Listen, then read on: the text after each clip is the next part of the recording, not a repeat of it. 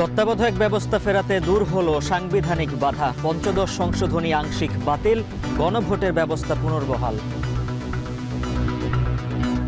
তত্ত্বাবধায়ক সরকার ব্যবস্থা এখনই ফিরে এসছে বলা যাবে না, এটাকে দুভাবে বাতিল করা হয়েছিল। কাজেই আজকে পঞ্চদশ সংশোধনী যেহেতু বাতিল হলো, সংসদের মাধ্যমে তত্ত্বাবধায়ক ব্যবস্থাকে যে বাতিল করা হয় সেই প্রতিবন্ধকতাটা আমরা আজকে পার হয়ে আসলাম।